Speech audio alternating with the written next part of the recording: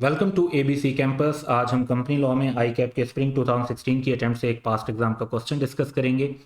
4 marks का ये question है। Tabdeeli private limited TPL has recently been converted into public listed company and the directors intend to appoint a new chief executive of the company. तो बताना हमने क्या है कि under the provision of Companies Act briefly explain the requirements for the appointment of a chief executive, also state the restriction if any on the appointment of a chief executive. तो straight forward हम इस पर चलते हैं और answer जो होगा वो रिक्वायरमेंट ये है कि सब्सिक्वेंट चीफ एग्जीक्यूटिव की, क्योंकि फर्स्ट चीफ एग्जीक्यूटिव की बात तो नहीं हो रही, कंपनी ऑलरेडी इनकॉर्पोरेटेड है और वो कन्वर्ट हुई है, तो हम सब्सिक्वेंट चीफ एग्जीक्यूटिव की बात करेंगे सिर्फ। जो रिक्वायरमेंट्स हैं इस सिलसिले में वो बेसिकली 3 हमारी बनती हैं। पहली तो ये कि जब भी इलेक्शन ऑफ डायरेक्टर्स होगा तो उसके 14 डेज के अंदर चीफ एग्जीक्यूटिव या कैजुअल वैकेंसी राइज हो जाएगी। तो 2 सिचुएशन में, इलेक्शन ऑफ डायरेक्टर्स के 14 डेज के अंदर या कैजुअल वैकेंसी राइज होगी तो उसके 14 डेज के अंदर। कौन अपॉइंट करेगा? डायरेक्टर्स अपॉइंट करेंगे। किसको अपॉइंट कर सकते हैं? किसी इलेक्टेड डायरेक्टर को भी कर सकते हैं और किसी और पर्सन को भी कर सकते हैं, लेकिन इसकी जो टर्म ऑफ पीरियड होगी वो 3 साल से ज्यादा नहीं होगी। फिर एक चीफ एग्जीक्यूटिव जो है वो एलिजिबल फॉर रीअपॉइंटमेंट होते हैं, यानी एक मरतबा उनकी टर्म कंप्लीट हो गई तो उन्हें नेक्स्ट 3 ईयर्स के लिए फिर अपॉइंट किया जा सकता है, फिर किया जा सकता है और बार बार किया जा सकता है, तो रीअपॉइंटमेंट के लिए एलिजिबल होते हैं।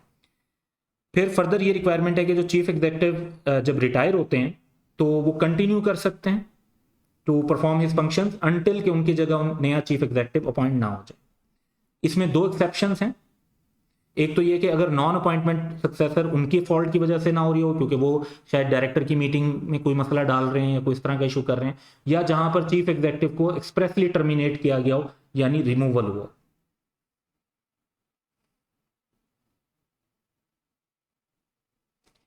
रिस्ट्रिक्शन जो है अपॉइंटमेंट ऑफ चीफ एग्जीक्यूटिव पर वो सेम है कि no person who is ineligible to become a director of TPL under the act shall be appointed और continue as the chief executive of TPL.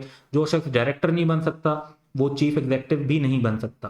अच्छा, यहां पर क्योंकि एक बात प्राइवेट से पब्लिक में कन्वर्ट होने की हो रही है, लिस्टेड कंपनी की हो रही है, तो हम एक एडिशनल पॉइंट अगर डिस्कस करना चाहें तो हम ये कर सकते हैं कि सेम पर्सन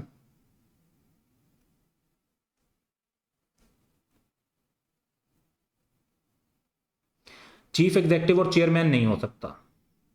तो लिस्टेड कंपनीज के अंदर ये रिस्ट्रिक्शन जो है वो कमीशन को अलाउड है कि वो लगा सकते हैं कि सेम पर्सन चीफ एग्जीक्यूटिव और चेयरमैन नहीं होगा। वैसे भी हम देखते हैं कि जो चेयरमैन हैं वो नॉन एग्जीक्यूटिव डायरेक्टर होने चाहिए। तो ये एक फर्दर अगर पॉइंट लिखना चाहें तो ये भी लिख सकते हैं, वरना जितना सोल्यूशन सजेस्टेड आंसर में मेंशन था उतना भी इनफ और कंप्लीट है। सो ये एक सिंपल सा क्वेश्चन था and that's all for today. Have a good day.